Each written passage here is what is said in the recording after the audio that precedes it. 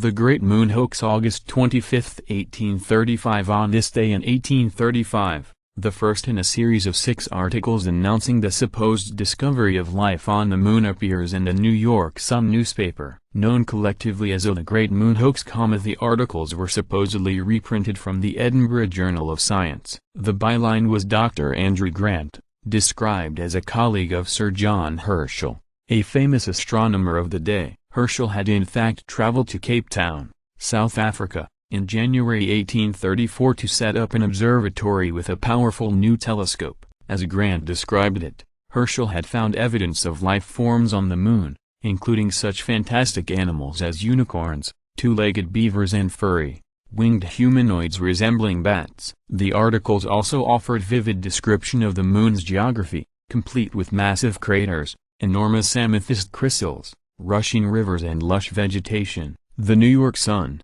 founded in 1833, was one of the new Appany Press papers that appealed to a wider audience with a cheaper price and a more narrative style of journalism. From the day the first Moon Hoax article was released, sales of the paper shot up considerably. It was exciting stuff, and readers lapped it up. The only problem was that none of it was true. The Edinburgh Journal of Science had stopped publication years earlier, and Grant was a fictional character. The articles were most likely written by Richard Adams Locke, a Sun reporter educated at Cambridge University. Intended as satire, they were designed to poke fun at earlier, serious speculations about extraterrestrial life, particularly those of Reverend Thomas Dick, a popular science writer who claimed in his best-selling books that the moon alone had 4.2 billion inhabitants. Readers were completely taken in by the story, however, and failed to recognize it as satire. The craze over Herschel's supposed discoveries even fooled a committee of Yale University scientists,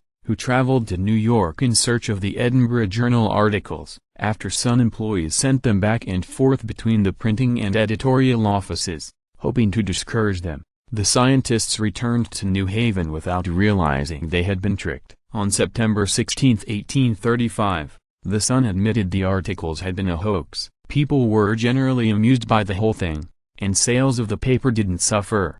The Sun continued operation until 1950, when it merged with the New York World Telegram. The merger folded in 1967. A new New York Sun newspaper was founded in 2002, but it has no relation to the original.